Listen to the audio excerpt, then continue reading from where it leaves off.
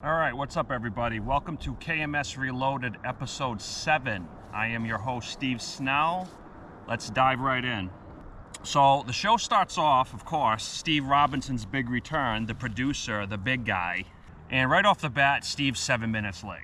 He had to get breakfast with one of his friends. Apparently that's more important than being on time for the Kirk Minahan show. Typical Steve Robertson, putting himself first. So as the guys are waiting for Steve, we learn a little bit more about season 2 of the case, little tidbit. I don't know if you guys picked up on it, but we discover that Dave Cullinane will not be solving a murder in season 2 of the case. So right off the bat, you know that Steve Robertson, before he even walks in the door, he's got that leg up on Dave Cullinane. But I'm still a Cullinane guy, even though he can't solve a murder. I mean, it's not his fault, he is what he is. Then the guys say that they're going to be dropping really soon announcement on season 2, so I'm assuming that's going to be the premiere date. It's going to be about Dr. Dan, which is Kirk's dentist that tortured him when he was a child. Carol got tortured by a dentist like that when she was younger too, so it'll be interesting to see the similarities in their stories. I don't know if maybe Carol did have Dr. Dan. I should probably ask her if that was her dentist. That'd be fucked up. So Steve comes in, like I said, 7 minutes late. Kirk kind of calls him out on it, and Steve pretty much says he doesn't give a fuck. Steve's kind of a G about that, and I have some respect for Robertson, even though he's kind of a douchebag. But he walks in, Steve doesn't give a fuck that he's late. He was having breakfast with his boyfriend, and that's all that matters to Steve. That's more important to Steve than the Kirk Minahan show. Then they talk about Steve's interview. Steve did an interview about the case on a local news network in Boston. Kirk makes a joke on the show. They spend like 4 seconds on these two podcast douchebags solving a murder. They'll spend a half hour talking about the Orange Line in Boston having trouble. Again, I'm sure none of you are surprised. Same bullshit, different day when it comes to the media. Before the show and after the show, Kirk starts finding these tweets from all these fucking assholes who took shots at Kirk when he announced that he was starting the case. They called him misogynistic. They made fun of his sponsor. Not to go off on a diatribe, but Taser is a great company.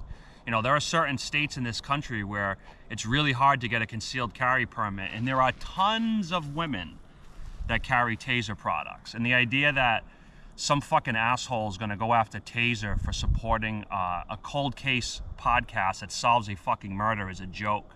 It just goes to show you how fucking pathetic some of these people are in the media. When you're going after someone for views about the Bed Bath & Beyond CEO throwing himself out a fucking window, you know, you're trying to stir up the pot to get some clicks for that.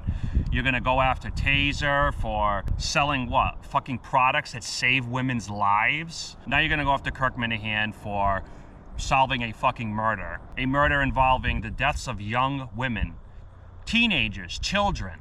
And these fucking maggots have got the balls on them to go after Kirk Minahan. I feel like somebody should just do a show on the Kirk Min YouTube network of all the fucking people that have just eaten their fucking words for going after Kirk Minahan like this. I think that'd be a really interesting show.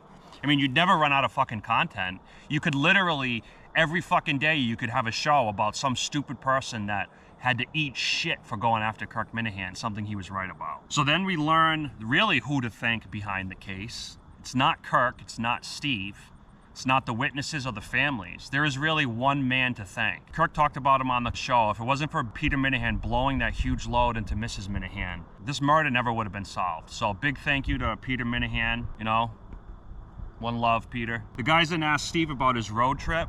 Fucking Steve is a maniac. He traveled 37,000 miles. To put that in perspective, it's 3,000 miles from New York City to LA.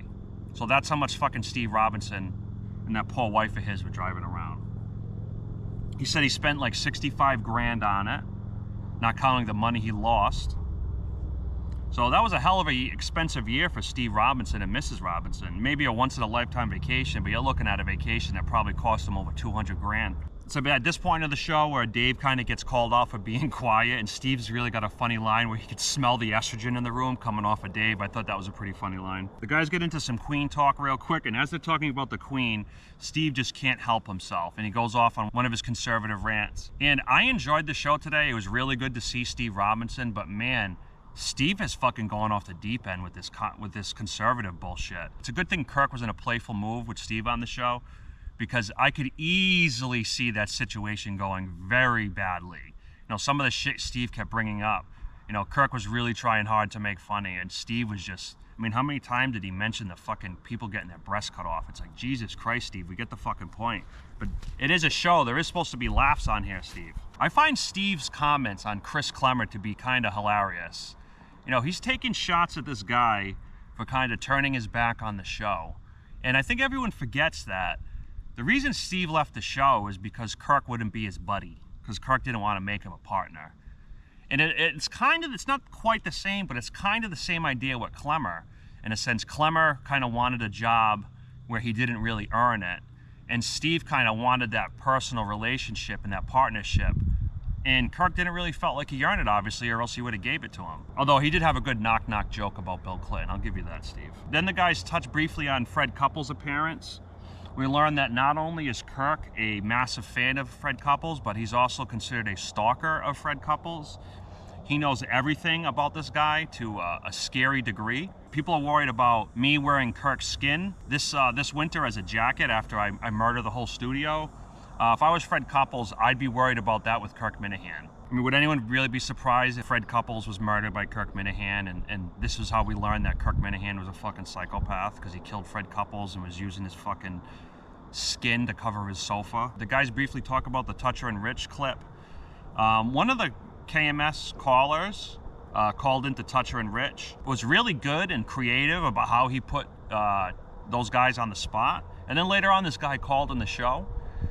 I actually really like this caller. I think he's really smart. I like the way he puts his words together. I like the way he set up those two guys on the radio. And when he called on the show, he did a good job of explaining exactly what he wanted to do in a short amount of time. So good job on that caller. I'd say keep it up. We learned that Ironhead didn't thank Steve for getting him the job on Jerry Callahan. And then we learned after the show that there is DMs from Ironhead, probably faked, photoshopped, I get it. Hopefully these two don't come to blows over this, because what a fight that would be. Steve Robertson versus Ironhead. That'd be a hell of a rough and rowdy bout. Steve gives all of us some good advice on how to travel throughout the country. Be the sketchiest motherfucker everywhere you are and you will be safe. So Steve, thank you for that. I plan on doing that wherever I go from now on, whether it's around town, the Kirk Minahan studios, wherever. I plan on being the sketchiest motherfucker around from now on. So thank you for that advice, Steve. So then the Clit guy calls, and just a terrible call for the Clit guy. I actually really like the Clit guy.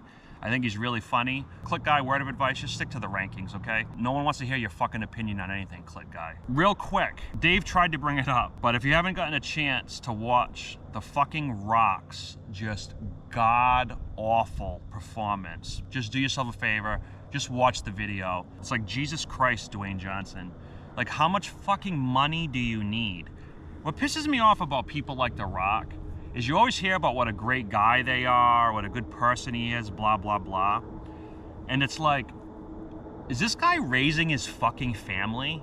Like, how is this guy ever home to spend time with his kids? I don't know. I'm not a big Dwayne Johnson fan. I think he's highly overrated. I think he kind of sucks as a fucking actor. And I think a lot of his movies are fucking dog shit, honestly. They're boring, they're cliche, and they're fucking garbage. Cynthia Dill calls in the show, and I almost don't want to waste a breath on her other than to say, Cynthia Dill, get the hint, go fuck yourself and die. Seriously, Cynthia Dill, just like, go the fuck away.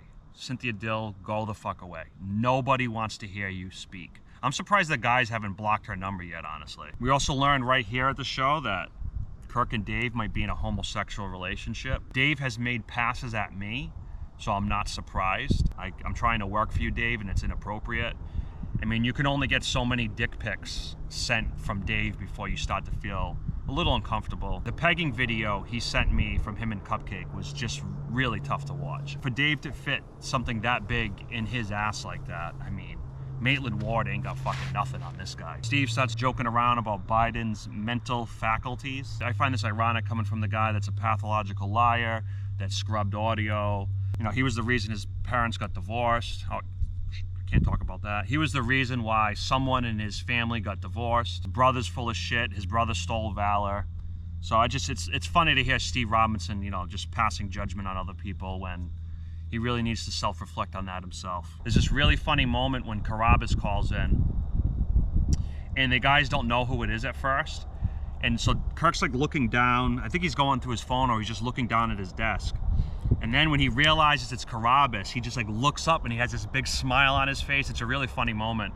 And he's looking at Steve, waiting to make eye contact with Steve. And then Steve's looking down, and then he realizes it, and he looks up, and they lock eyes. It's actually a really funny moment. If you didn't notice that, check it out. And I think it'd be great if they could get Carabas in the studio, kind of blur him on camera, and then change his voice. That would be a really funny bit. So I hope the guys can pull that off. We learned that Guy Geller is dead. Rest in peace, Guy Geller. So Steve closes out the show with a big accusation. He basically calls Justin a terrorist, says that Justin is going to blow up the studio. And the only thing I gotta say about that is, Justin, call me. That's pretty much it for the show. Before we close it out, I just want to give a shout out to the sponsors. We got Milton's. Milton's a store for men. Miltons.com, 3 locations throughout Massachusetts, Burlington Mall, South Shore Plaza, and Chestnut Hill Square. Should be the sponsor of this show, BetterHelp. BetterHelp.com, the promo code for that is Kirk10. Ridge Wallet, Ridge.com, promo code is Kirk.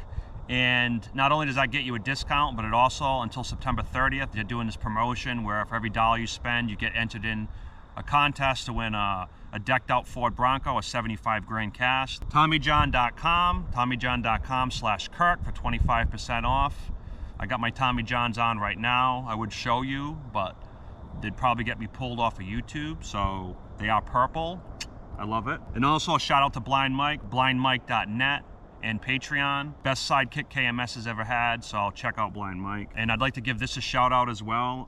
Song for Charlie. That's what Steve talked about at the end of the show. There's a major drug problem in the state of Maine. Overdoses are huge right now in the state of Maine, especially out in the Willy Wax where I am. So that's just a really cool charity to check out. Song for Charlie. Thank you for bringing that up, Steve. So that pretty much wraps it up for KMS Reloaded episode 7. And I will see you guys next time. Take it easy. No big deal. No hard feelings. Good luck. Fuck you!